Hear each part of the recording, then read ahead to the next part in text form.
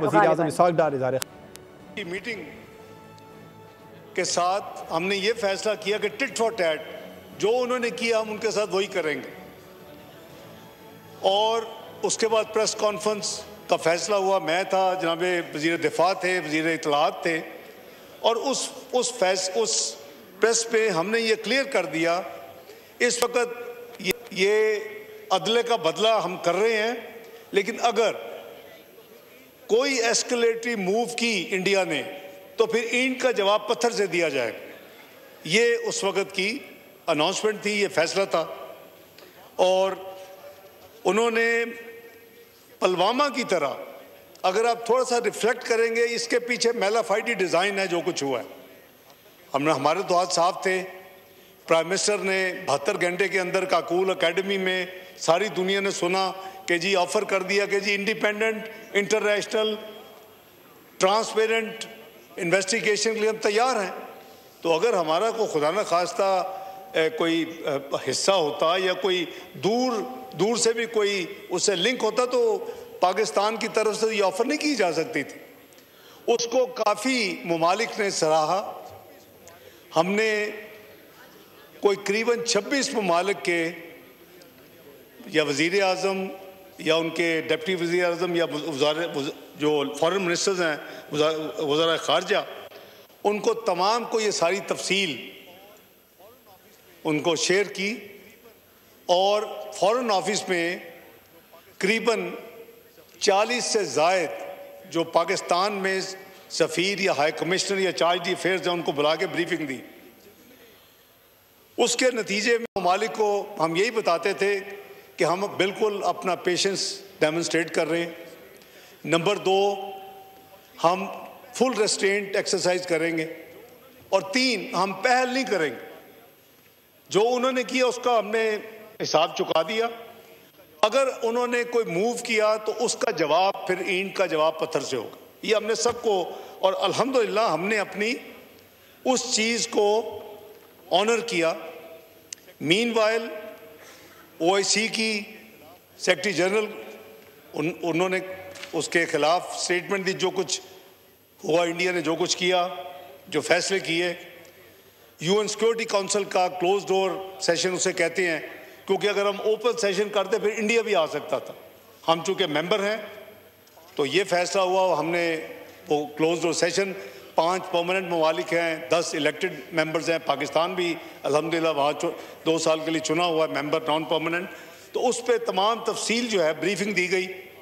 हमारे वहाँ के जो परमानेंट रिप्रेजेंटेटिव या जिसको आप अपना सफ़ीर कह लें UN में, आज़म इफ्तिखार साहब ने फिर उस क्लोज डोर सेशन के बाद मीडिया से तमाम चीज़ें शेयर की। तो ये तमाम प्रोसेस जो था वो जारी था। ये कल जो रात करीबन 1 बजे के करीब ये इत्तला आई कि जी उन्होंने कोई एक्सपेक्टेड है को मूव, तो हमने देखा कि ये जो तमाम एक प्लानिंग हो रही थी वो पुलवामा की तरह इंडस वाटर ट्रीटी के लिए, ये एनालिस्ट कह रहे हैं। हमारे पास चूँकि अभी एविडेंस नहीं है, वक्त बताएगा। पुलवामा में आज तक पाकिस्तान के कोई अमल दखल साबित नहीं हो सका। तो ये जो इंडस वाटर ट्रीटी है, ये हाउस की इत्तला के लिए ऑनरेबल MNA साहिबा ने भी जिक्र किया, सरताज गुल साहिबा ने। तो ये करीबन 1 साल से ज़्यादा अरसा हो चुका है। ये इंडिया पाकिस्तान के साथ कम्युनिकेशन, कॉरस्पॉन्डेंस कर रहा है कि जी अब बहुत मुद्दत हो चुकी है, हालात बदल चुके हैं, इसके ऊपर बात होनी चाहिए। इस पे ऊपर बात नहीं हो सकती। कोई मुल्क दुनिया में एक ड्रॉप ऑफ जो पानी का कतरा है उसको गिव अप नहीं कर सकते। तो जो उस वक्त 24 की जो नेशनल सिक्योरिटी कमेटी की मीटिंग में ये वाजे कर दिया, जब वो 5 एक्शन के खिलाफ 5 एक्शन किए कि अगर आपने हमारा पानी रोका या डाइवर्ट किया तो इसको हम एक्ट ऑफ वॉर तस्वर करें। और मैं समझता हूँ कि ये वर्ल्ड बैंक ब्रोकर था, आप मोहतरमा की इत्तला के लिए, उन्होंने गारंटी नहीं किया हुआ। गौर साहब बैठे हुए हैं, वो गारंटर नहीं है, वरना हम उनको इन्वोक कर चुके हो। लेकिन उन्होंने ब्रोकर की डील उन्होंने की थी, बिल्कुल सही फरमाया उन्होंने। और ये वर्ल्ड बैंक ने जो डील की थी, तो इस हवाले से हमारी जो लीगल उनके साथ एक ख़त उनका 8 अप्रैल को आया था, उसका जवाब 8 मई को जाना था, वो जा चुका है। ये राउंड ऑफ कॉरेस्पॉन्डेंस हो रही है। और इस दफ़ा उन्होंने कोशिश की पुलवामा की तरह कि जैसे पहले मिनट में एक हाइप क्रिएट करने की कोशिश की मीडिया में, और आज तक चल रही है। साथ ही 10 मिनट में FIR दर्ज हो गई, इनको इल्हाम हो गया, सारी इन्वेस्टिगेशन मुकम्मल हो गई, FIR दर्ज हो गई, पाकिस्तान का नाम लिखा गया। और कहते हैं वो जो डिस्टेंस है वो करीबन कम से कम 45 मिनट का है, अगर आप अच्छी यानी तेज़ तरीन सवारी पे भी जाएं। कैसे हुआ? Looks like pre planned. उसके बाद कुछ ममालिक ने जिनसे राब्ते हो रहे थे, उन्होंने कहा कि पाकिस्तान मदद करे। ज़ाहिर है उनको हर चीज़ का नहीं पता कि जो इंडिया कहता है कि परपेट्रेटर जो हैं उनको एक्सेस या उनको पकड़ने के लिए 230 किलोमीटर का फासला है जो वाक़या हुआ है जहाँ पहलगाम, और जो लाइन ऑफ कंट्रोल है, यानी वो कैसे वहाँ 7 लाख फ़ौज उन्होंने डिप्लॉय की हुई है, और कैसे मुमकिन है कि वो बिल्कुल आंखें बंद करके लेटे हुए थे। ये एक प्लान किस्म की कोरियोग्राफ्ड एक किस्म की एक्सरसाइज लग रही है, वक्त बताएगा।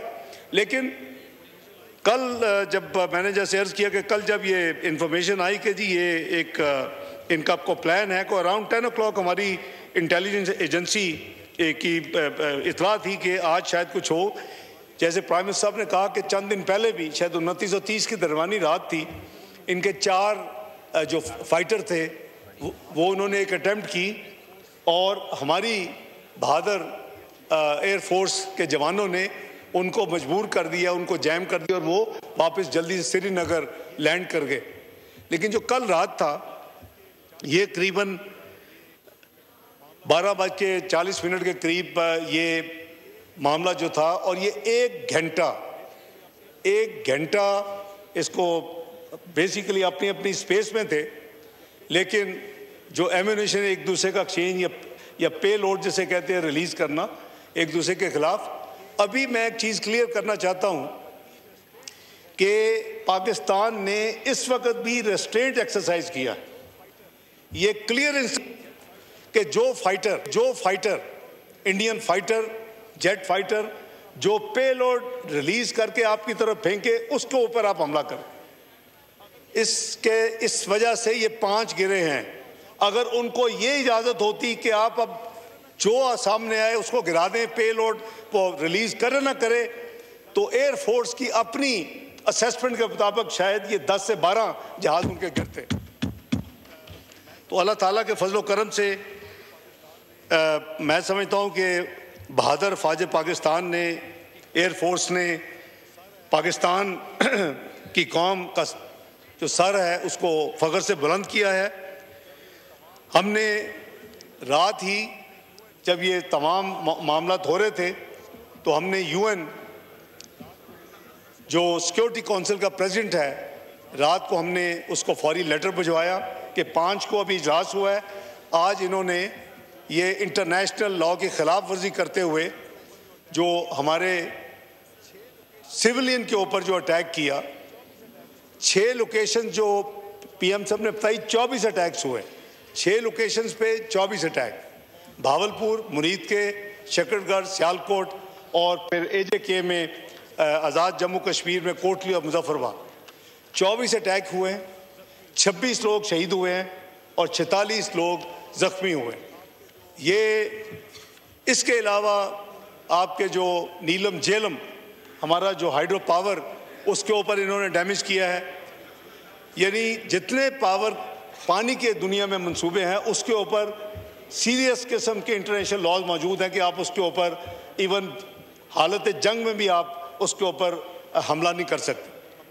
तो जो दोस्त ममालिक थे, हमने वो लेटर फौरी तौर के ऊपर सुबह करीबन 5 बजे के करीब अमेरिका में डिलीवर हो गया। वहाँ तो अभी वो 9 घंटे पीछे हैं। उसके बाद उसी लेटर की कॉपी UN सेक्रेटरी जनरल को भी भेज दी गई, और साथ साथ उसके साथ UN जनरल असेंबली के प्रेसिडेंट को भी भेज दी गई। तो उनको अलर्ट कर दिया गया कि ये इन्होंने किया है। उस वक्त तक ऑलरेडी हमारे दोस्त ममालिक जो हैं वो राब्ते में थे। मुझे एक मुल्क के फॉरेन मिनिस्टर का करीबन रात 2 बजे फ़ोन आया, तुर्की का, brother we are very concern anything please let us no.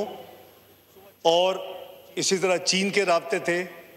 सुबह 4 बजे चीनी पूरी टीम अपने सफ़ीर के साथ फॉरेन ऑफिस में मौजूद थी और हमने उनके ज़रिए जो कुछ उस वक़्त जो कुछ हुआ था वो तमाम तफसील उनको कम्युनिकेट की, दोस्त मुल्क होने के नाते, और उन्होंने बड़ी खुशी का इजहार किया। बाय द वे, जो हमारे ये इंटरेस्टिंग चीज़ है कि जो हमारे जो जेट फाइटर थे जिन्होंने इंडियन राफेल गिराए हैं, वो फ्रेंच 3 राफेल है, एक मिराज है, एक SU-30 है। हमारे जो थे वो J-10C थे। ये तमाम चाइना के साथ कोलैबोरेशन वाले ये जेट फाइटर्स हैं। तो हमने उनको लाइटर वे में बताया कि आपके चाइना के जो बने हुए, लेकिन ये मशीन नहीं है। वो एक सोशल मीडिया में चल रहा है कि फ्रेंच ये कह रहे हैं जी हमारी मशीन तो बड़ी ज़बरदस्त है राफेल की, ये तो उनके पायलट बिल्कुल नकम्मे थे कि वो जो सही तरह लड़ नहीं सके। लेकिन इधर जो गाड़ी थी वो J-10C थी और बहादुर पायलटों ने वहाँ तो सुने कि उनके जो स्क्वाड्रन्स हैं वो मुकम्मल नहीं है। हमने देखा कि 2 आर्मी के सीनियर जर्नैल को फारग हुए इस पिछले चंद दिनों में। एक नंबर 2 जो थे एयरफोर्स के वो फारग हुए। तो उनके आपस में यानी एक पेज पे नहीं थे कि उन्होंने क्या करना है। तो ये एक पॉलिटिकल प्लॉय है और इसको हमारे नज़दीक इन्होंने कोशिश की है कि इंडस वाटर ट्रीटी को इसके ज़रिए ये हमला करें। और कोई किसी भी दुनिया में ट्रीटी में अबेंस का कोई प्रोविज़न मौजूद नहीं होता। सस्पेंड हो सकता है अगर उस पर सस्पेंशन की कोई शराइत लिखी हो, तो इस पे सस्पेंशन की भी कोई प्रोविज़न मौजूद नहीं है। तो हमने फिर जनाब स्पीकर कोई ये चाइनीज़ और टर्किश से फारग होके फिर हमने इंडियन चार्ज दी अफेयर को फॉरेन ऑफिस में बुलाया सुबह 6:30 बजे। उनको डिमार्च किया कि आपके बुज़दिलाना ये जो आपने हमला किया है, हमारे जो सिविलियन हमारे जो लोग शहीद हुए हैं, औरतें बच्चे, और ना हमने बड़ा सख्त उनको डिमार्च किया फॉरेन ऑफिस में बुला के। और ये बात अभी ख़त्म नहीं हुई। आज सुबह 10 बजे नेशनल सिक्योरिटी कमेटी की मीटिंग हुई। मैं जो उनका जो प्रेस रिलीज़ है या उनका फैसला जो है वो मैं रिकॉर्ड पे भी रखूँगा, अभी पढ़ भी देता हूँ। लेकिन हमारा जो डिप्लोमेटिक कांटेक्ट है वो जारी है। मेरी यहाँ आने से पहले स्पेनिश फॉरेन मिनिस्टर से बात हुई है। मेरी अभी OIC सेक्रेटरी जनरल 5:30 बजे मेरी उनके साथ कॉल थी, मैं थोड़ी डिले कर रहा हूँ। जो इटली के जो इंटीरियर मिनिस्टर थे उनसे मुलाकात हुई है। और ये सिलसिला क्योंकि जहाँ वो रीच आउट करते हैं, हम भी डिप्लोमेटिक मैदान में उनको हम पीछे नहीं रह रहे, क्योंकि ये मामला होता है मुल्क के नैरेटिव को बताना दूसरी दुनिया में। ये मैं नहीं कह रहा, ये मीडिया कह रहा है कि पुलवामा में तो शायद इंडिया का नैरेटिव बिक गया था और वो दुनिया को कन्विंस कर लिया था उसने, और उसने फिर आड़ में आर्टिकल 370 5 अगस्त 2019 को ख़त्म किया। और फिर आज़ाद कश्मीर जो हमारा है उसके मुकाबले में जो उनका इंडियन इलीगली जो ऑक्यूपाइड है मकबूजा कश्मीर, उसको हड़प कर लिया और उसको डिक्लेयर कर दिया ये इंडियन यूनियन टेरिटरी का हिस्सा है। तो जनाब स्पीकर, इस दफ़ा ये I am sure everybody is very well informed, इस दफ़ा उनका नैरेटिव पिट चुका है कि कोई उनके नैरेटिव को मानने के लिए तैयार नहीं है। मेरे आने तक तुर्की ने इंडिया के इस काम को एक्सप्रेसली डिक्लेयर करके स्टेटमेंट दी है, कंडेम किया कि ये इंडिया ने गलत काम किया, और इसके अलावा अज़रबाईजान ने किया है। तो ये सिलसिला अब जारी रहेगा। 6-6:30 बजे हम तमाम डिप्लोमेटिक जो कम्युनिटी इस वक्त मौजूद है इस्लामाबाद में, उनके सफ़रा हों या उनके हाई कमिश्नर्स हों या जो ममालिक के चार्ज दिए फिर जो भी अवेलेबल, उन सबको बुला के दोबारा ब्रीफिंग दे रहे हैं, क्योंकि ये हमारा एक कलेक्टिव काम है। मैं समझता हूँ कि मैं सेनेट में जो यूनिटी दिखाई गई और उसमें तमाम जमातें PTI समेत मौजूद थी। 24 जब हमने वहाँ फैसला किया कि हमने एक रेजोल्यूशन लानी है तो 2 घंटे जनाब speaker leader of the opposition के कमरे में मैं और जनाब वजीर कानून खुले दिल के साथ जो फॉरेन ऑफिस ने ड्राफ्ट दिया था हमने सामने रख के उसके ऊपर डिस्कशन की और जो यूनानिमस ड्राफ्ट बना उसको पेश किया और यूनिटी के साथ वहाँ हुआ। मैं उनको सेनेट को खराज तहसीन पेश करता हूँ। इसी तरह नेशनल असम्बली को भी तमाम मेंबरान को, तमाम पॉलिटिकल पार्टीज़ को मैं खराज तहसीन पेश करता हूँ कि अल्लाह ताला के फजल करम से जो हमारी यूनिटी, मुल्क की सलामती, मुल्क की हिफाजत के हवाले से है वो हमने डेमोन्स्ट्रेट की है, जो सारी दुनिया ने देखी है। तो बात यह है कि आज जो ये जो हमारी नेशनल सिक्योरिटी कमेटी की जो मीटिंग ख़त्म हुई तो उसका मैं रिकॉर्ड पे भी रखवा देता हूँ, जनाब स्पीकर ने पढ़ भी देता हूँ for the information of the house. उसमें कुछ आपको जवाब मिल जाएंगे। कुछ साथियों ने कहा कि आगे क्या होगा, तो उसका जवाब इसमें मौजूद है। The National Security Committee was convened under the chairmanship of Prime Minister of Islamic Republic of Pakistan, Mohammad Shahbaz Sharif. The forum offered Fatiha for the souls of the innocent civilians martyred in India's strikes, extended its heartfelt condolences to the near ones of the martyrs, and wished a speedy recovery to the injured. The National Security Committee deliberated upon the grave developments arising out of India's unprovoked, cowardly and Muzaffarabad in Azad, Jammu and Kashmir. These unprovoked and unjustified attacks deliberately targeted the civilian areas on the false pretext of presence of imaginary terrorist camps, resulting in the martyrdom of innocent men, women and children, and causing damage to the civilian infrastructure, including mosques. India's act of aggression also caused grave danger to commercial airlines belonging to brotherly Gulf countries, endangering the lives of thousands of on-board passengers. Besides, the Neelam Jhelum hydropower project was also deliberately targeted in violation of international conventions. The National Security Committee condemned these illegal acts as blatant violations of Pakistan's sovereignty and territorial integrity, which manifestly constituted acts of war under international law. The deliberate targeting of civilians, including innocent women and children, by the Indian military constitutes a heinous and shameful crime that is in violation of all norms of human behavior and provision of international law. Pakistan has been emphatically rejecting Indian allegations claiming the presence of terrorist camps on its territory. It would also be recalled that immediately after 22nd of April 2025, Pakistan made a sincere offer for a credible, transparent and neutral investigation, which unfortunately has not been accepted.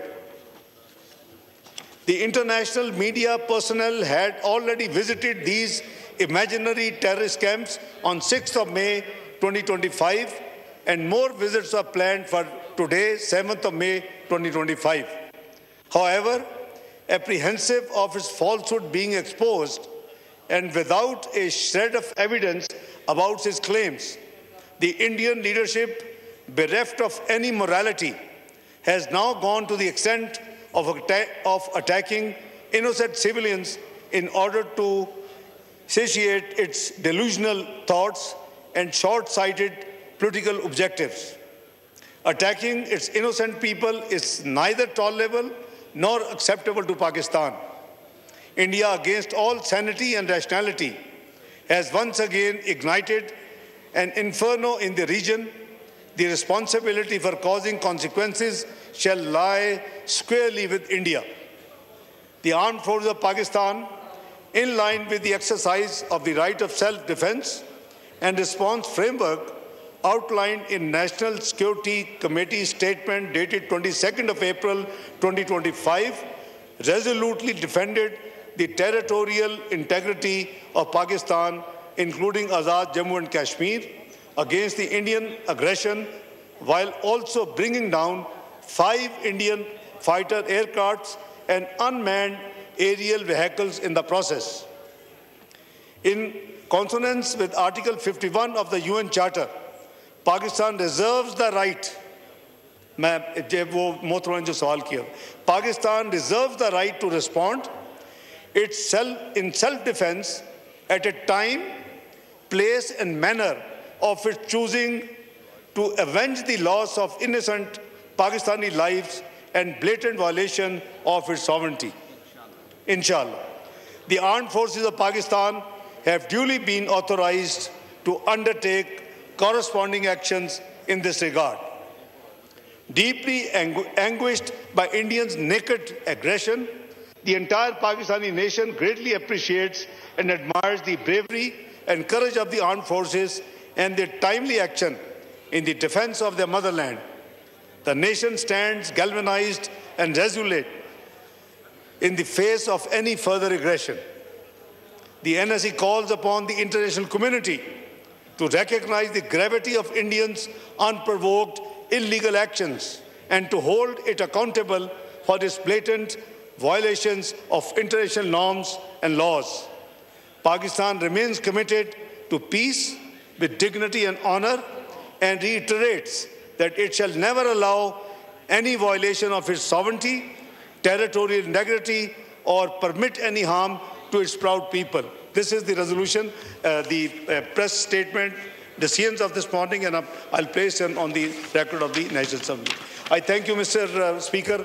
I think any questions or in any speeches of my colleagues today, tomorrow, maybe how long, maybe 2 days, whatever, I will also then come back and answer those queries so that our honourable colleagues, if they have anything in mind, that must be answered, and this is our duty. I'll do that, inshallah. Thank you. गौर साहब आप कुछ race करना चाह रहे थे, कोई query issue raise करना चाह रहे जी। थैंक्स जनाब स्पीकर, शुक्रिया। मैं 2 पॉइंट